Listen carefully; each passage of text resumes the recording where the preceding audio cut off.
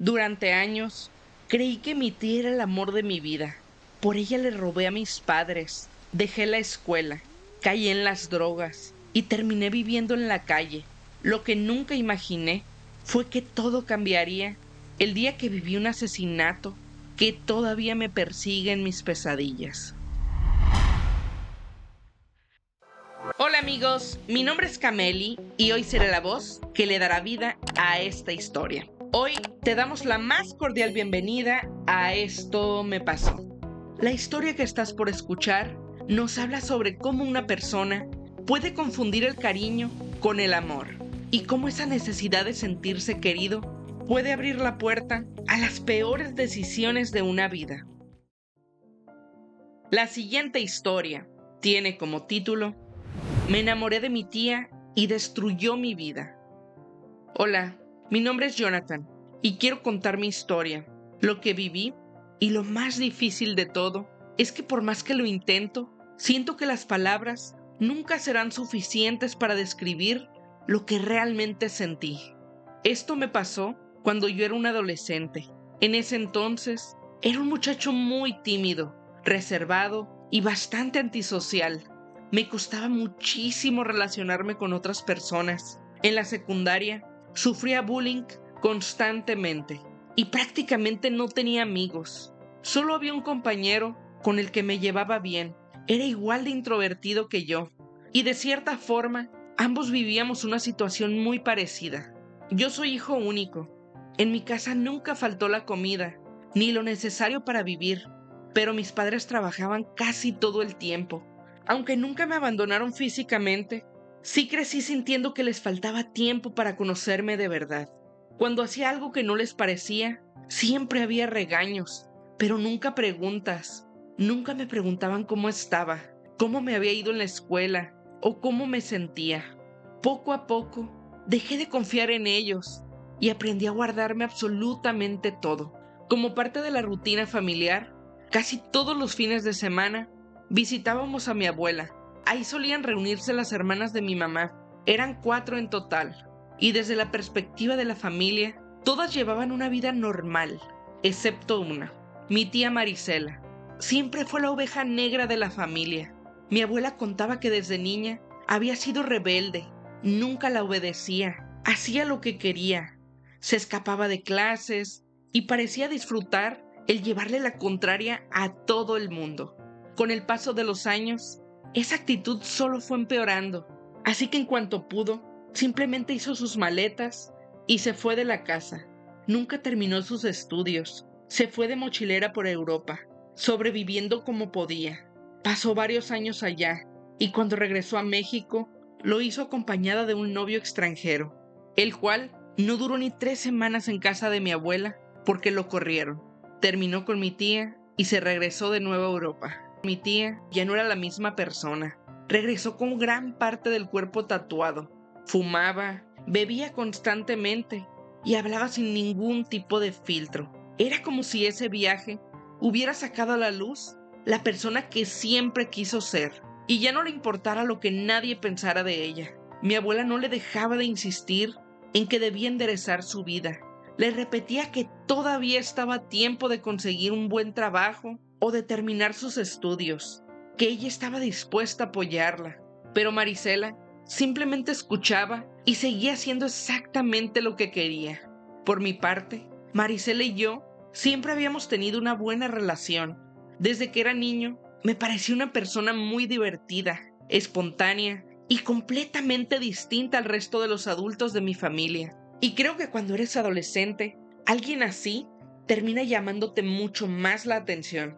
En ese momento, no piensas si es una mala influencia o si es una persona problemática. Lo único que ves es alguien que parece vivir sin miedo, que rompe las reglas, que hace cosas que tú jamás te atreverías a hacer. Terminas admirando esa libertad porque tú sientes que nunca la has tenido. Cuando Marisela regresó de Europa, me recibió con muchísimo cariño. Yo ya tenía 18, pero seguía siendo el mismo muchacho callado e inseguro de siempre. El bullying simplemente había cambiado de escenario, había pasado de la secundaria a la preparatoria, y yo seguía sin tener amigos de verdad. Los pocos que tenía eran únicamente compañeros de la escuela. Fuera de ahí, mi vida era muy solitaria. En mi propia familia, tampoco convivía mucho con mis primos. Nunca terminé de sentir que encajaba con ellos. Y poco a poco, preferí mantenerme apartado. Por eso, cuando Marisela me vio, me abrazó y me dijo con una sonrisa: ¿Cómo está mi nene? ¿Cómo está mi bebé? Te extrañé mucho. Sentí algo que hacía muchísimo tiempo no experimentaba. Puede sonar muy exagerado, pero ese cariño ni siquiera lo recibí en mi propia casa. Mis padres siempre estaban ocupados y las muestras de afecto eran casi nulas. Así que cuando ella me abrazó y se alegró sinceramente de verme, sentí que por fin había alguien que realmente se alegraba de que yo existiera.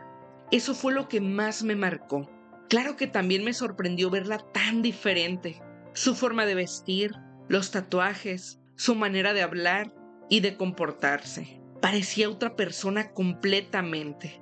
Pero lejos de asustarme, volvió a despertar en mí la misma admiración que había sentido desde antes. La veía como alguien completamente libre.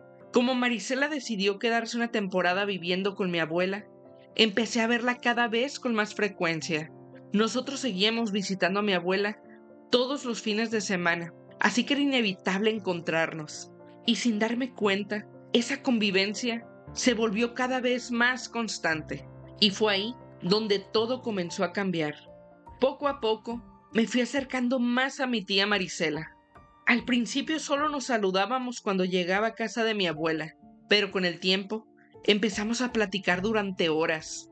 Ella me contaba historias de cuando vivió en Europa, de las personas que conoció, de las distintas culturas y de la manera en que, según ella, la sociedad imponía reglas que muchas veces la gente seguía sin siquiera cuestionarlas. Yo la escuchaba fascinado. Había cosas con las que no estaba de acuerdo, pero otras me hacían pensar que quizá el mundo no era exactamente como me lo habían enseñado en mi casa. Poco a poco empecé a admirarla todavía más, y sin darme cuenta, Marisela dejó de ser solamente mi tía y se convirtió en la persona en la que pensaba durante toda la semana. Esperaba con ansias que llegara el fin de semana para verla otra vez en casa de mi abuela. Cuando no estaba con ella, recordaba nuestras conversaciones una y otra vez. Lo que comenzó como admiración terminó convirtiéndose en algo mucho más profundo. O al menos, eso era lo que yo creía en aquel momento. Empecé a verla de otra manera. Cuando hablaba de sus tatuajes, de sus viajes o de su forma de vivir, ya no solo veía una mujer interesante, la veía atractiva. Y esa admiración terminó transformándose en deseo. Como nuestra relación se hizo cada vez más cercana, comenzamos a salir de vez en cuando. Íbamos por un café, caminábamos por la ciudad o simplemente platicábamos. A mi mamá nunca le gustó esa cercanía, mucho menos a mi abuela.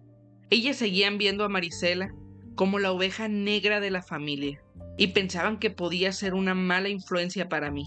Y siendo sincero, no estaban tan equivocadas. Pero en ese momento, yo era incapaz de verlo. Cada vez que mi mamá me decía algo, yo me molestaba.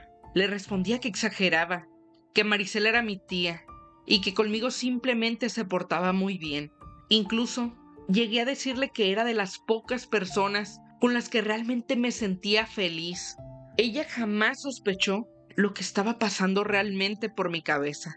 Ella pensaba que solo era una etapa de rebeldía. Con el tiempo, hubo situaciones que empezaron a confundirme todavía más. Marisela tenía una forma muy despreocupada de vivir.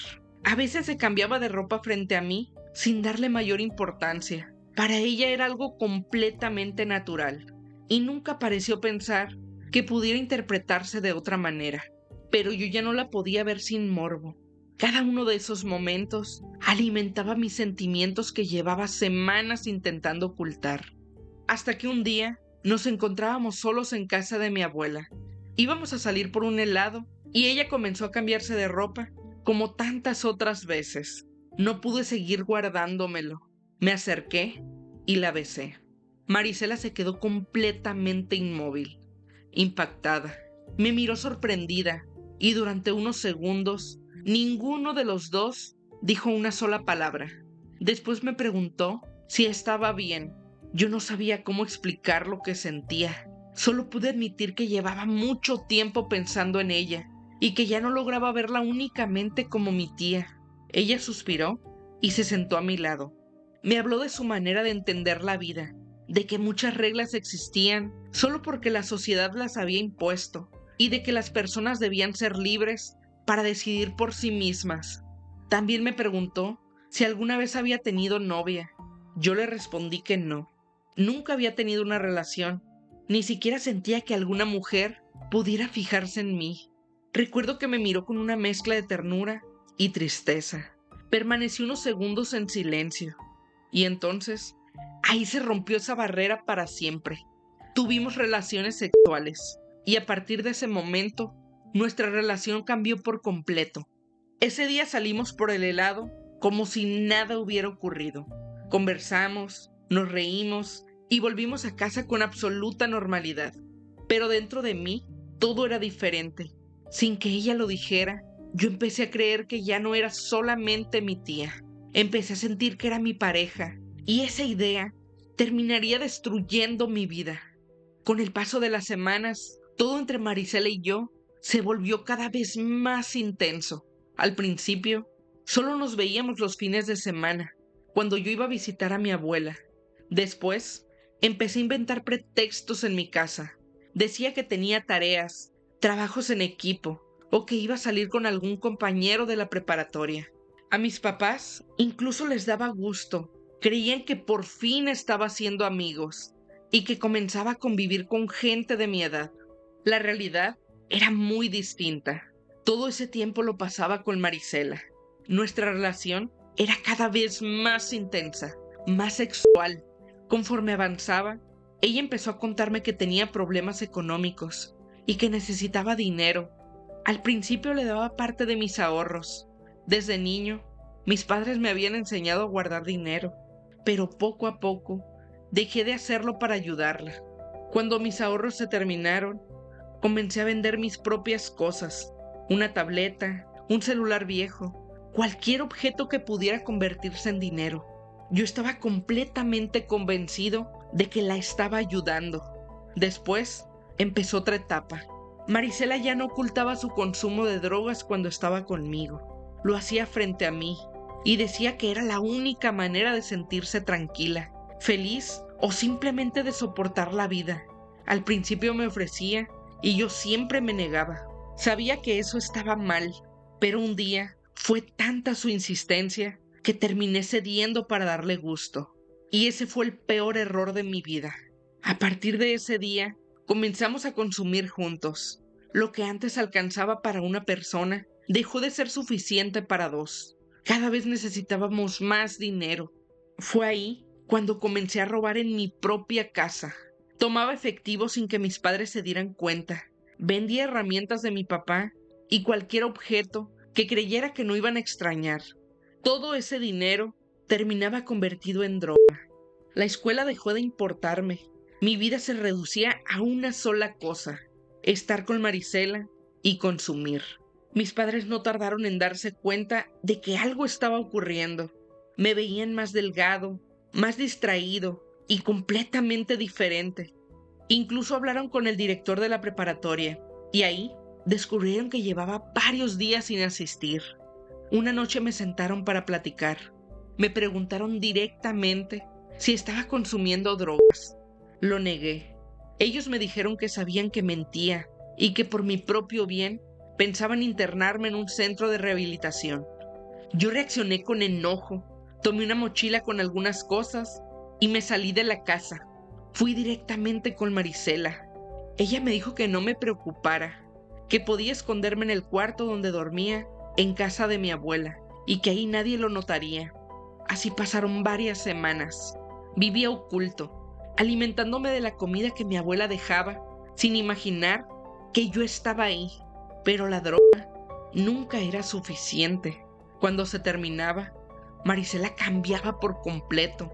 Se volvía irritable, desesperada y agresiva. La veía sufrir por la abstinencia y yo sentía que tenía que hacer cualquier cosa para verla sonreír otra vez. Una tarde me dijo que ya no podían seguir fiándonos. El hombre que nos vendía la droga quería que pagáramos todo lo que debíamos. Le propuse ir a hablar con él para yo pedirle trabajo y conseguir dinero. Marcela aceptó. Fuimos a verlo. Desde que llegamos sentí algo extraño. Nos pidió que habláramos en un lugar apartado. Ahí me explicó que existían otras maneras de pagar la deuda. Al principio no entendía a qué se refería, hasta que se bajó el pantalón. Cuando comprendí lo que esperaba de mí, quise irme, pero él comenzó a amenazarnos. Recuerdo haber volteado a ver a Marisela. Yo esperaba que me sacara de ahí. En cambio, ella apretó mi mano y me dijo que lo hiciera. Me aseguró que era la única forma de conseguir más sustancia y que ella también había tenido que hacer cosas que no quería hacer. En ese momento, entendí que su adicción era más fuerte que cualquier sentimiento que pudiera tener por mí. Aún así, lo hice. Durante mucho tiempo me culpé por aquella decisión. Hoy sé que la adicción y la manipulación me habían convertido en una persona que ya no podía pensar con claridad. Aquello no ocurrió una sola vez, se repitió en distintas ocasiones, hasta que dejé de sentir cualquier emoción. Ya no existía el Jonathan que soñaba con una vida diferente. Solo quedaba alguien que sobrevivía, esperando la siguiente dosis. Mi familia intentó ayudar también a Marisela. Mi abuela y mis tías buscaron la manera de internarla en un centro de rehabilitación, pero ella escapó antes de que pudieran hacerlo. Cuando revisaron el cuarto donde dormía, me encontraron escondido. Nadie podía creer que yo llevaba tanto tiempo viviendo ahí. Me preguntaban qué estaba haciendo, cuánto tiempo llevaba así, y me suplicaban que regresara con mis padres. Yo no respondía, solo quería escapar. Una de mis tías logró detenerme por unos segundos. Me dijo que todavía estaba a tiempo de salvar mi vida, que mis padres no habían dejado de buscarme y que seguían esperándome en casa. Pero yo ya no razonaba. En mi cabeza solo existía una idea: ir detrás de Marisela. Seguía convencido de que ella era la única persona que me entendía, la única que me quería y la única capaz de llenar el vacío que había sentido desde niño. La alcancé antes de que se fuera. Esa misma noche abandonamos la casa de mi abuela. Comenzamos a dormir donde podíamos, hasta que encontramos una casa abandonada y la convertimos de alguna manera en nuestro refugio. Para conseguir dinero, empecé a robar. Al principio eran cosas pequeñas. Después comencé a amenazar personas en la calle con un pedazo de vidrio. Cada día que pasaba, me alejaba más del joven que alguna vez había sido. Un día, después de cometer un asalto, regresé a la casa abandonada donde Marisela y yo estábamos viviendo. Cuando entré, la encontré con otro hombre, en el mismo lugar donde nosotros dormíamos. Sentí que el mundo se me vino encima. Me fui contra él sin pensar, pero era mucho más fuerte que yo. Me golpeó varias veces y terminó marchándose como si yo no significara absolutamente nada.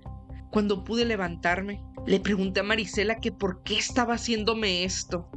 Su respuesta fue la que terminó de destruirme. Me dijo que yo ya no le servía, que necesitaba a alguien capaz de conseguir más dinero para seguir consumiendo, que hacía mucho tiempo que había dejado de ser feliz conmigo y que yo ya no podía darle nada. Me derrumbé. Llorando le supliqué que no me abandonara. Le dije que no me importaba si quería estar con alguien más, que aceptaría cualquier cosa con tal de seguir a su lado. Le repetía una y otra vez que era el amor de mi vida, que sin ella no tenía nadie y que sin ella no sabía cómo seguir viviendo. No sé si ella sintió lástima o si simplemente pensó que todavía podía obtener algo de mí, pero aceptó que me quedara. A partir de ese momento, todo terminó de degradarse. Ese hombre comenzó a vivir con nosotros por temporadas. Había ocasiones en las que ni siquiera intentaban ocultarme que estaban juntos, pero permanecía ahí, viendo cómo la persona por la que había destruido mi vida ya ni siquiera fingía preocuparse por mí. Mientras tanto, la deuda con el hombre que nos vendía la droga seguía creciendo y creciendo. Nos escondíamos constantemente porque sabíamos que nos estaba buscando, hasta que un día nos encontraron. Nos interceptaron en la calle, nos golpearon y nos subieron a la fuerza a una camioneta.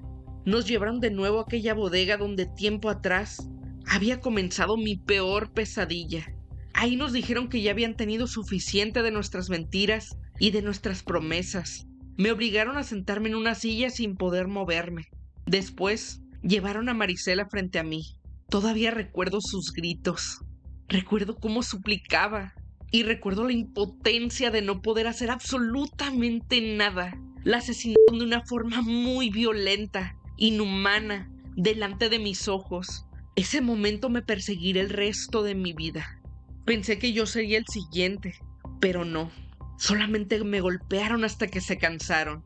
Se acercaron a mí y me dijeron que todavía tenía una forma de pagarles. Me amenazaron con hacerle exactamente lo mismo a mis padres y a mi abuela, si no les conseguía el dinero que les debía. Me golpearon mucho por última vez y me dejaron ir. Como pude, llegué hasta la casa de mis padres. Por primera vez, les conté absolutamente toda la verdad. Ya no me importaba ir a la cárcel. Ya no me importaba que me internaran. Lo único que quería era que mi familia no terminara pagando por mis errores. Mis padres lloraron conmigo. Me abrazaron como hacía años no lo hacían. Mi mamá me dijo que lamentaba no haber visto el dolor que yo llevaba cargando desde hacía tanto tiempo. Mi papá me prometió que pasara lo que pasara, iban a ayudarme a salir de ese infierno. Levantamos las denuncias correspondientes y para mantenerme lejos de todo ese ambiente, me enviaron a un centro de rehabilitación fuera de la ciudad. Los primeros meses ahí fueron los más difíciles de mi vida. Yo ya no quería seguir viviendo. Sentía que todo había terminado para mí, pero poco a poco empecé a cambiar. Encontré personas que me escucharon sin juzgarme. También me acerqué a Dios. Me hice amigo del sacerdote que daba las misas en el centro de rehabilitación. Las pláticas, la iglesia y el acompañamiento espiritual no borraron mi pasado, pero sí me ayudaron a entender que todavía tenía una oportunidad para reconstruir mi vida. Aprendí carpintería, así como Jesús. Descubrí que trabajar la madera me daba una paz que nunca antes había sentido. Con el tiempo, fui avanzando en mi rehabilitación hasta que finalmente recibí el alta. Mis padres y yo tomamos una decisión. No volveríamos a aquella ciudad. Con su apoyo, abrí un pequeño taller de carpintería y así empecé de nuevo. Han pasado varios años desde entonces. Hoy tengo una vida tranquila. Incluso conocí una mujer maravillosa. Comenzó siendo clienta de mi taller y con el tiempo se convirtió en mi compañera de vida. Estamos comprometidos y dentro de poco nos vamos a casar. A veces sigo pensando en Marisela. Me pregunto si existió alguna forma de salvarla antes de que las drogas terminaran consumiéndola por completo. Nunca tendré esa respuesta. Lo único que aprendí es que durante muchos años confundí el amor con la necesidad de sentirme querido. Y me arrepiento sobre todo de haberme involucrado física y sentimentalmente con Marisela. Era mi tía. Hoy sé que no era amor. Era una herida que llevaba demasiado tiempo abierta. Por eso estoy decidido a que mi historia termine de una manera distinta. Si Dios me concede la bendición de formar una familia, quiero que mi esposa y mis futuros hijos nunca tengan que buscar afuera el cariño que deberían encontrar en su propio hogar, porque entendí que el verdadero cambio comienza dentro de nosotros y que la forma en la que amamos, escuchamos y cuidamos a quienes tenemos cerca puede transformar generaciones enteras. Gracias por leer mi historia. Camelis, hasta aquí llega la historia que nos compartió nuestro amigo Jonathan. Con ella nos recuerda que el cariño no puede reemplazar el amor sano y que las heridas emocionales, cuando se ignoran durante demasiado tiempo, pueden llevarnos a confundir la manipulación con el afecto, la dependencia con el amor y la destrucción con la felicidad. También nos enseña que las decisiones de una sola persona nunca afectan únicamente a quien las toma. Detrás de cada adicción, de cada mentira, de cada mala elección, casi siempre hay una familia que sufre en silencio, intentando salvar a alguien que ya no sabe cómo salvarse a sí mismo. Pero incluso después de haber tocado fondo, siempre existe la posibilidad de cambiar. Pedir ayuda nunca será un acto de debilidad. Al contrario, muchas veces es el primer paso para recuperar la vida que creíamos perdida. Y recuerden, aquí cada historia es un mundo y cada mundo tiene algo que enseñarnos. Y si tú también viviste algo que jamás has podido olvidar, puedes enviarnos tu historia al correo historiaestomepasó@gmail.com o por alguna de nuestras redes sociales. En todas nos encuentras como @estomepasómx. Tal vez en el próximo episodio sea tu historia la que cobre vida en este espacio. Nos escucharemos en el próximo episodio de Esto Me Pasó.